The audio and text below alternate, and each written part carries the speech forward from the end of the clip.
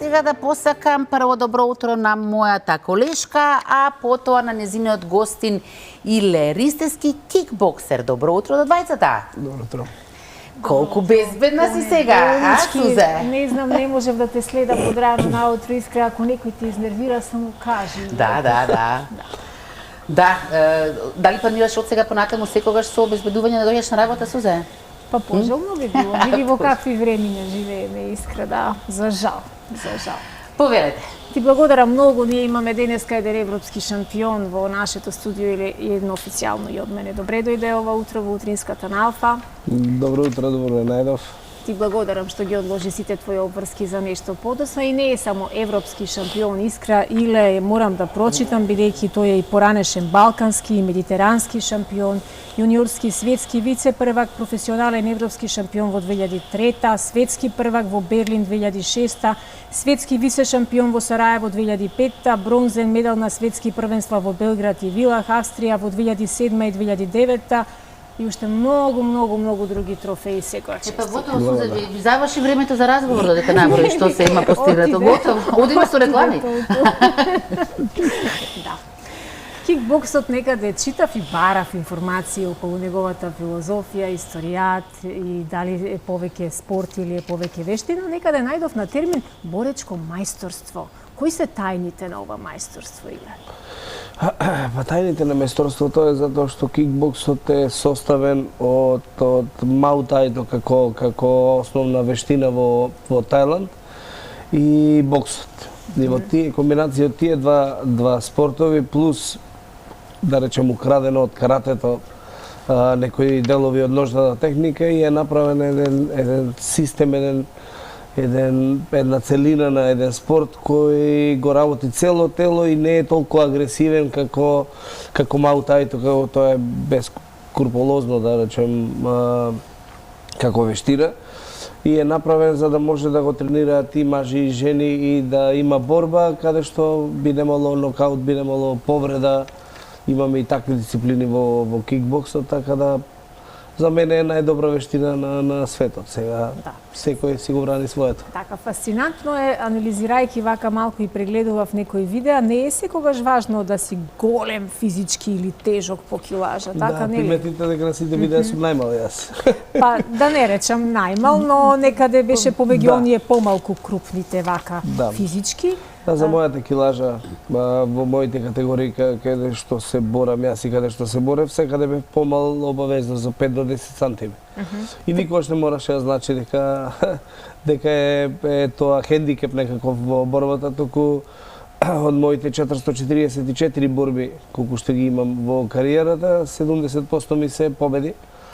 Така да не мора да значи дека кој е поголем дека тој победува. Колку е победата, колку проценти победата е во главата отколку во тупаниците? Повеќе од 65% е во главата борбата.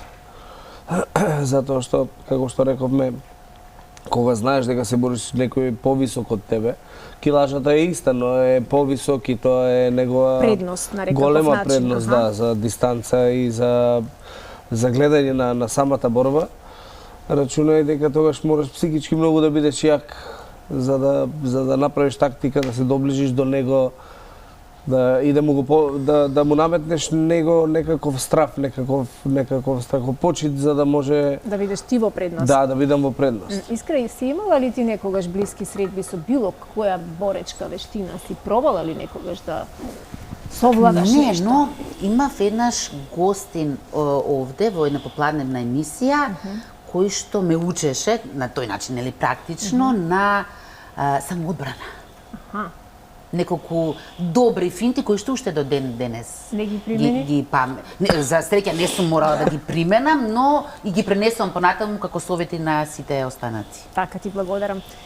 Горила, кикбокс клубот каде што си ти 22 години цели, постигнува големи успеси и многу генерации на деца, момчиња и девојчиња поминуваат низ годиниве. Колку групи имаш таму?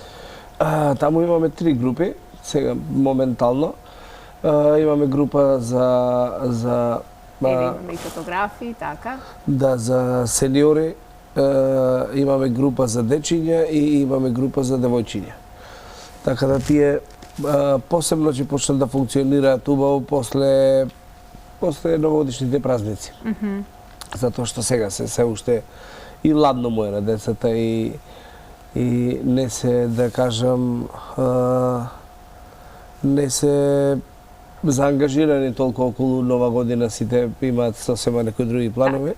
А така да после Нова година мислам дека ќе се оформат групите комплетно. Така. Од она што јас успеав помалку да исчитам или да избарам за кикбоксот, се трудев да најдам некоја дефиниција со која што ќе ги мотивираме еве вака сите млади луѓе, децата посебно кои што се во таа возраст кога за жал сега децата ни се оставени претежно на телефоните, дека спортот е нешто многу важно за времето во кое тие растат и се развиваат, вика кикбоксот е динамична, одбранбена и нападачка човечка способност да се биде непобеден и неповреден, што е многу важно, она што го кажа и Искра, неколку совети кои таа ги добила и денеска ги памети.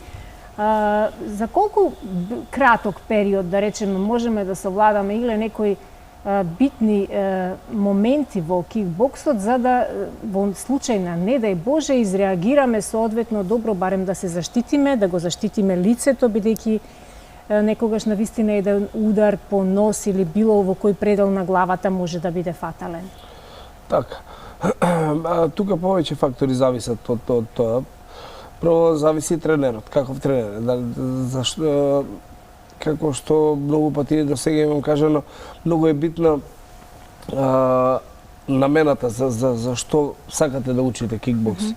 Дека не мора да значи кикбоксот дека може да помогне на улица. Затоа што за да помогне на улица треба да бидете доволно психички стабилни, да знаете во одредена ситуација како треба да изреагирате, а за тоа мора да имате поседувано некој одреден курс. За самоодбрана или за, не знам, за телохранител или мора да бидете доволно стабилни психички, доколку овие сите сегменти ги имате. Теоријата во пракса да се примени, да. Теоријата е друга работа, пракса е друга, салата е друга работа, самата улица е друга работа. Но сепак, доколку еве да речеме некој поединец е доволно психички стабилен, за 6 месеци, тоа што ќе го научи во кикбоксот може да го примени некаде да се одбрани или не дај Боже да нападне некого или да одбрани некој друг. За 6 месеци може да научи тие основни работи доколку сака да ги научи, доколку е посветен. Да, 30 години си во оваа работа, уште пред да постои клубот Горила, ти си инаку од Прилеп. Од Прилеп потекло, Како почна целата приказна со кикбоксот? Зошто баш овој спорт го одбра? Па целата приказна почна во школата каде што учеше брат ми и со татко ми одевме да го заеме од школа и гледав таму, тој првиот мој тренер, 2 метра висок, келав, само страна косичка, носат некои ракавици за бокс. Ја прв пат во живот видов тогаш ракавици за бокс. И на татко ми рекол, може да појдеме да видиме што вежбаат. Ќе вика, добро, сега што не знам, јас почнав на 4,5 години да тренирам. Не знам, татко ми рече, одамна ме малтретираш за да те носам за карате да тренирам, затоа што тогаш кикбоксот како спорт не постоеше. Не го познававме, да. Што беше карате фул се викаше, тогаш работеа во кимона со боксерски ракавици. И влегов во салата и видов како тренираат, пола сала тренираат карате, тогаш Елизабета Чатлеска, черката на мојот тренер, беше некој шампион во карате во тоа време. И ги тренираше прво карате, па од карате да преминат во карате фул. И љубов на прв поглед. Љубов на прв поглед, да.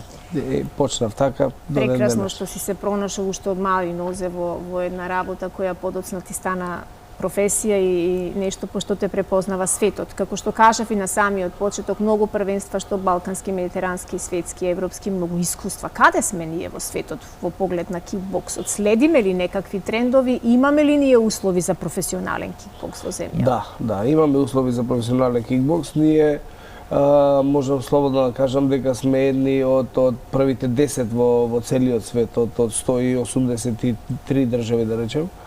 Ние сме меѓу првите 10. Бевме меѓу првите 10, па малце стагнира кикбоксот. Се сведе на еден, двајца, тројца борци да се носат на светско првенство, што е лоша практика, затоа што и другите треба да станат шампиони, треба и другите да имаат искуство. Не може да станат шампиони од само на балкански првенства, тука регионално да ги носиме, туку треба да се соочат со руси, треба да се соочат со белоруси, украинци, кои се едни од најдобрите во светот. Кога еден борец има борба, една, две, три борби со тие борци, тогаш веќе, што би рекле стари, може да се осоколи за да му се спротистави. Така да ни треба малку повеќе ангажираност тука на домашно ниво, да речем, околу повеќе државни првенства, повеќе Имате активности. подршка од државата, од институциите кои што треба да бидат ваши представници? Да, државата стои секогаш позади нашиот спорт, уште од кога беше првиот основачот, да речем, на кикбокс федерацијата, Димчо Неделковски, кога беше жив.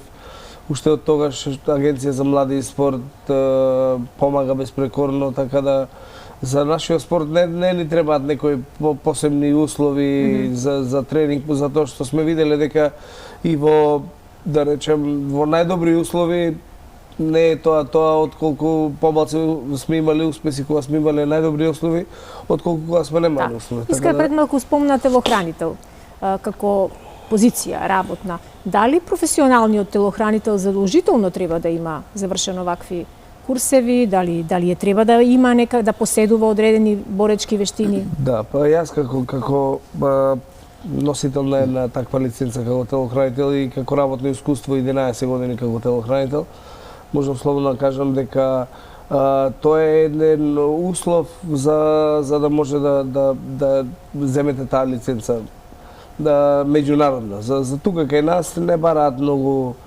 да се занимаваш околу тие работи, ама за меѓународна лиценца обавезно мора да има познавање од повеќе спортови, не само еден спорт. Значи, кикбокс, джудо, џиу-џитсу, бразилско, јапонско џиу-џитсу, карате, тие се основа за да може да работиш како телохранител. Не е секогаш дека ќе извади пиштол, дека ќе испука и сите среќни и весели. Мора да има познавање од боречки вештини за да може да препозна и да спречи ситуација. Да не дојде до оружјето. Пред оружјето. да се деси ситуацијата. Како татко на една убава керкичка, колку таа е заинтересирана за она што тато го работи и дали има афинитети да се бави со ваков спорт? Па генетиката има, психологијата има, затоа што дома сакале не се зборува околу спортот цело време, зашто тато секој ден има по 2 или 3 тренинзи и она сака многу да тренира, ама се уште не оставам затоа што е сепак и ова ладно време сега, она е 5 години сега. Се уште е малечка. Да.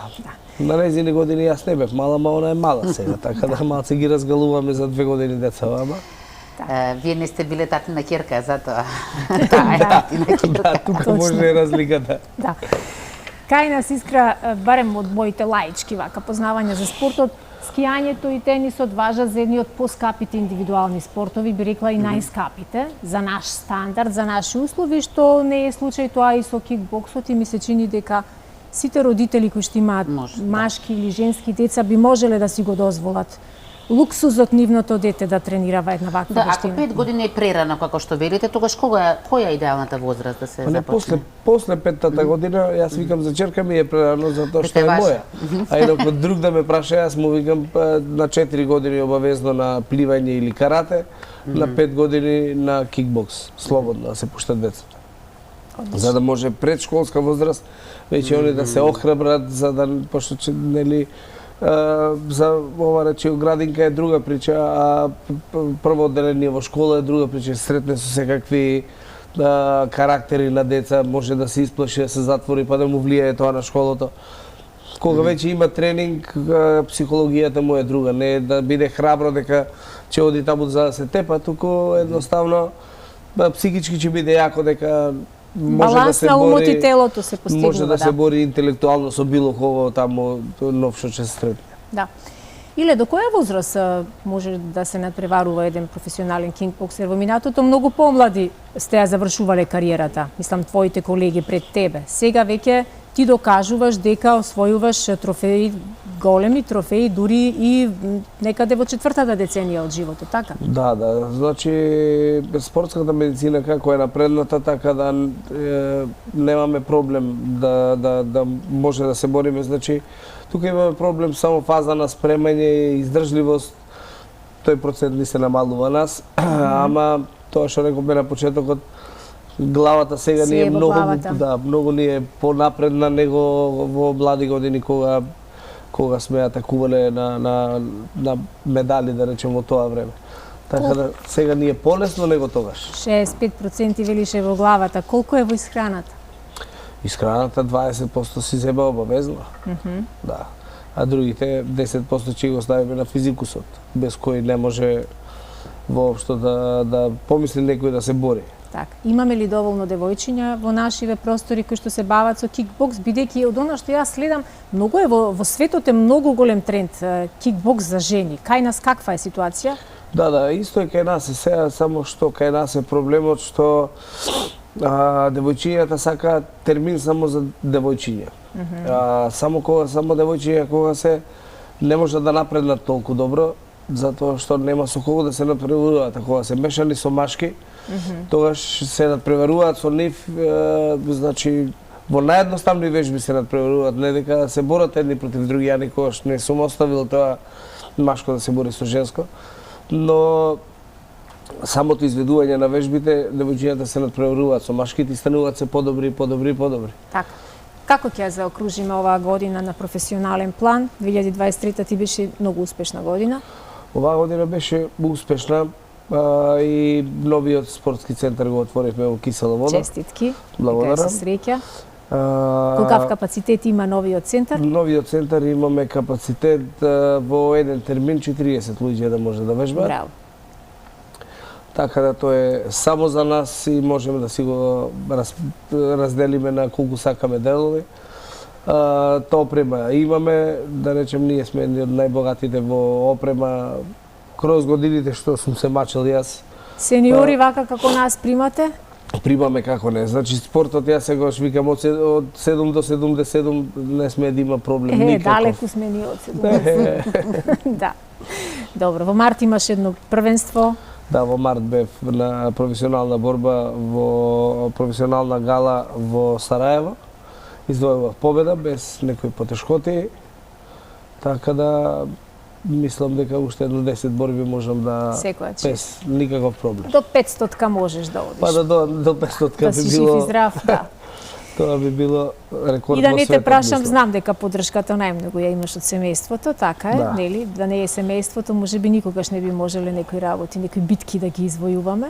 Најбитната Секоја чест поддршка е за таа. твоето семејство, за твоето матично и за твоето новосоздадено семејство во Скопје, сопругата и малата Бисера. Ти благодарам што ова утро беше наш гостин и споделивме дел од твоите успеси, ама и инспириравме многу од родителите кои се уште не ги испратиле на некој спорт своите деца. А живееме во едно навистина многу неблагодарно време во кое мораме да ги заштитиме децата од секој аспект. Да, преска кога гостинот кажуваше за не дека нешто ќе направат во училиште децата, ама сепак да си бидат спремни. Битен момент е и другите деца да знаат дека тоа дете тренира Многу кикбокс. битен момент, Веќе така е. поинаков е односот, така? Така е, да. Да не се чепка поарно, не? Така е, седи си на страна. Ти благодарам, Иле, и повели се. Благодарам на поканата. И јас ви благодарам многу и на двајцата на гостувањето. Ете, Сузе, последното прашање ти беше како да се заокружи ова година, што значи веќе се ближиме кон крајот на Трошиме, оваа година, да. иако нема радост, нема еуфорија ова година.